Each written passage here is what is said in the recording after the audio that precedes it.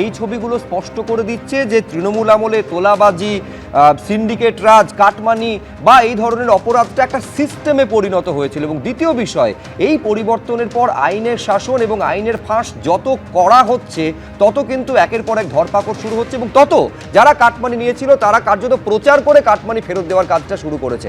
আমি বলছি রবীন্দ্রনাথবাবু, পরিবর্তনটা না হলে এই ছবিগুলোকে আমরা দেখতে পেতাম নাকি কোন জায়গায় গেছিল দুর্নীতি সেটা আমরা জানতে পারতাম? একদমই, দুর্নীতির ব্যাপ্তি যে কোন জায়গায় গেছিল এটা আমরা বুঝতেই পারতাম না। বস্তুতপক্ষে 2 মাস হয়ে গেল, বিভিন্ন ব্যাপারে বিজেপির কাছে আমাদের প্রশ্ন আসছে, কিন্তু এই প্রশ্নগুলো আমরা করতেই পারছি না বিশ্লেষক হিসেবে।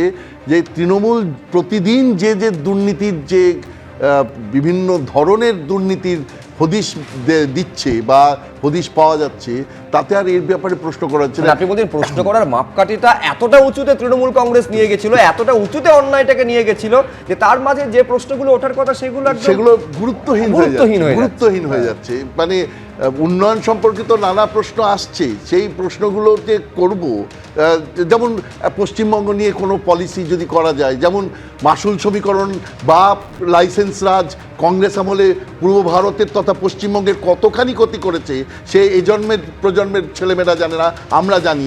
এই যে ধরনের যে কোনো নীতি যদি পূর্ব ভারতের প্রতি থাকে সেগুলোকে বাদ দিয়ে পূর্ব ভারতের উন্নয়নের জন্য নতুন করে প্রধানমন্ত্রী যদি একটু গুরুত্ব দেন, পূর্ব ভারতের যেমন ফরেন পলিসিতে লুক ইস্ট পলিসি দিচ্ছেন, তেমনি যদি look east north east provinces যদি উনি দিয়ে দেন, তাহলে নর্থ ইস্ট স্টেটস যদি উনি দেন, তাহলে আমাদের কতখানি সুবিধা হবে সেইগুলো নিয়ে আমরা বিজেপির ওফেলিয়া আছেন যারা আসছেন তাদের কাছে প্রশ্ন করতে পারি বা তাদেরকে বলতে পারি। কিন্তু সেই ব্যাপারটা গুরুত্ব, এটার যে লেভেলে ওরা অন্যায়টাকে দুর্নীতিটাকে নিয়ে গেছে, যে সেই প্রশ্ন করবার সুযোগটাই আমরা পাচ্ছি না। এইটা হয়েছে সবচেয়ে বড় মুশকিলের ব্যাপার। এবং দুর্নীতির প্রত্যেক দিন এটাতে তো আমরা দেখতেই পাচ্ছি যে, কিন্তু এই যে আইনকে হাতে নেওয়ার প্রচেষ্টা, এই যে পুলিশের সামনে এইগুলো করছে, এটার থেকেও কিন্তু 2 মাস হতে চললো। এবার দূরে থাকা দরকার, কারণ সাধারণ মানুষের আবেগ কিন্তু এবার কমা দরকার। সরকার যদি তখনই মানুষ আইন হাতে তুলে নেয় যখন সরকার কোনো ব্যবস্থা না নেয়। সরকার যেখানে ব্যবস্থা নিচ্ছে সেখানে লোকে এসে ডিম ছুড়বে কেন? লোকে এসে তাদেরকে মারবার চেষ্টা করবে কেন? তাদেরকে আইনি প্রক্রিয়ায় এতে তো তারাও লঘু হয়ে যাচ্ছে। দুখানা ডিম মেরে কী হবে? তাদেরকে জেলের ঘানি টানাতে হবে। সুতরাং সেই ব্যবস্থাটা দেখার দরকার। কিন্তু এটা ঘটনা, যে কথাটা শুভ্র বললেন, যে দুর্নীতির যে ব্যাপ্তি প্রতিদিন ধরে আমরা দেখতে পাচ্ছি, সেই ব্যাপ্তির জায়গাটা কোনোভাবেই আমরা বুঝতে পারতাম না, কেউ বুঝতে পারতো না যদি না এই সরকারটার পরিবর্তন হতো।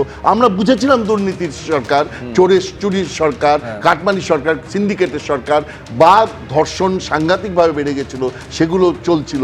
এই নারী সুরক্ষাহীনতার সরকার, সেই জায়গাটা কিন্তু বুঝতে পারতাম না। আমি বলছি, আপনি বিশ্লেষক হিসেবে বলছেন তৃণমূলের অন্দর থেকে এই প্রশ্নগুলো আসছে যে আমরা জানতাম যে দুর্নীতি হচ্ছে এবং আমাদের দল অর্থাৎ তৃণমূল কংগ্রেস তারাই দুর্নীতিতে জড়িত, কিন্তু দুর্নীতিটা যে এই লেভেল পর্যন্ত গিয়েছে, এই পরিবর্তনটা না হলে এই ছবিগুলো আমরা জানতামও না, দেখতেও পেতাম না। এটা এই বক্তব্যগুলো কিন্তু তৃণমূলের অন্দর থেকে আসছে। আমি তৃণমূলের প্রতিনিধির কাছে যাওয়ার আগে দ্রুত ওফেলিয়া সিনহা।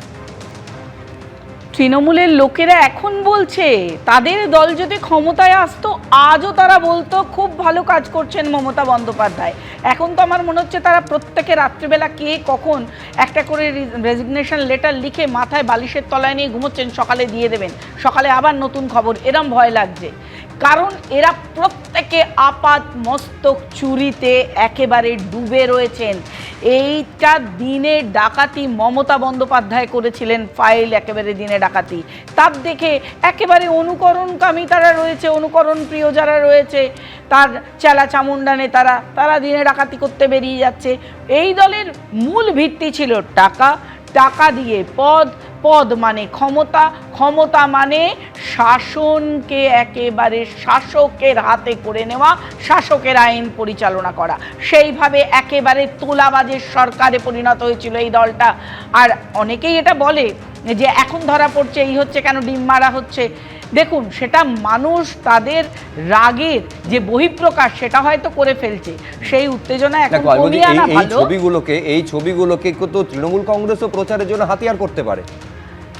হ্যাঁ, প্রচারের জন্য তারা কি করবে না করবে জানি না। তৃণমূল কংগ্রেস বলে কি আদৌ আর কিছু রইলো? কোন তৃণমূলের কথা আপনি বলছেন? কালীঘাটের তৃণমূল, দিল্লিতে যারা আঞ্চলিক দলে চলে গেল সেই তৃণমূল, নাকি আবার যারা বলছে নকল হইতে সাবধান, আমরাই আছি এখন নব্য, বি টিম, এ টিম, নতুন টিমের তৃণমূল? মানে এখন তৃণমূল একেবারে তিনটে ভাগে বিভক্ত হয়ে রয়েছে আমরা যা দেখতে পাচ্ছি।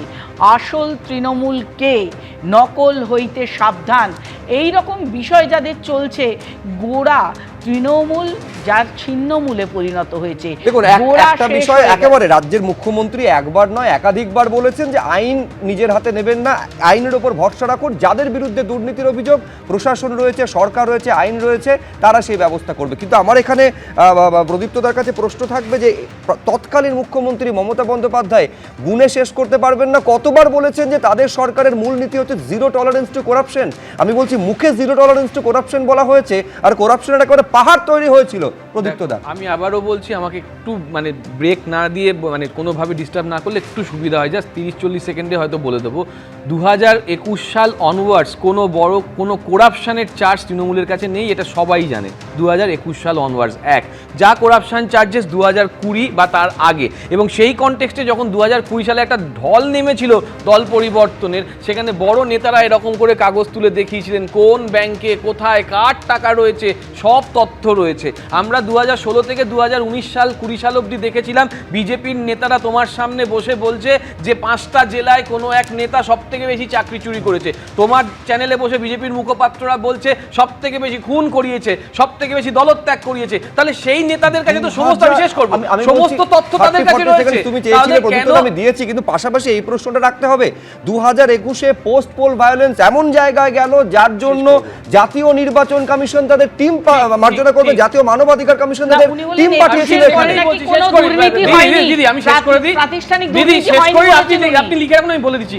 কাকলি ঘোষ দস্তিদার, নাম করে বলছি, কাকলি ঘোষ দস্তিদার, বাপি হালদার, আমাদের সুদীপ বন্দ্যোপাধ্যায়, এদের নেতা তো, আমাদের নেতা তো, এদের বিরুদ্ধে এই খুনের, দিদি প্লিজ প্লিজ, এদের বিরুদ্ধে খুনের অভিযোগ আছে, এদের বিরুদ্ধে তোলাবাজির অভিযোগ আছে, আমি করিনি, বিজেপির নেতারা করেছে।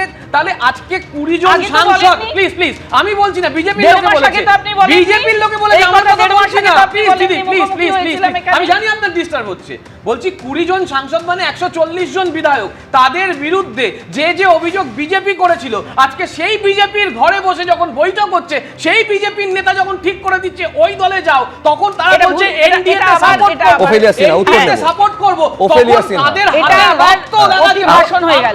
আমি বলছি 30 সেকেন্ড বলে 2 মিনিট 30 সেকেন্ড আমি দিয়েছি প্রদীপ্তদাকে। 2021 এর পর নাকি কোনো প্রাতিষ্ঠানিক দুর্নীতি হয়নি, প্রাতিষ্ঠানিক দুর্নীতিকে ঢাকা দেওয়ার জন্য অভয়া ঘটেছিল। অভয়া দুর্নীতি নয়, সেই দুর্নীতির জন্য জেল খাটছে সেই হুইসেলব্লোয়ার, সেই হুইসেলব্লোয়ার সেই জানতে পেরেছিল বলে তাকে প্রাণ দিতে হয়েছে, এবং মহিলা বলে চাকরি পাওয়া হয়েছিল।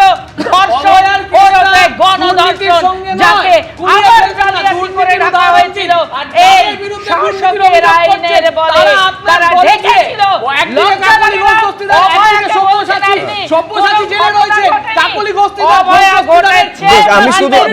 আমি এই দাবি পাল্টা দাবির মধ্যে আমি শুধু প্রশ্নটা আবার তুলবো যে 2021-এ পোস্ট পোল ভায়োলেন্সে যখন জাতীয় মানবাধিকার কমিশন যে রিপোর্ট কলকাতা হাইকোর্টে দিয়েছিল, একবার দেখে নেবেন প্রদীপ্ত মুখোপাধ্যায় যে কার কার নাম সেখানে কুখ্যাত দুষ্কৃতী হিসেবে ছিল।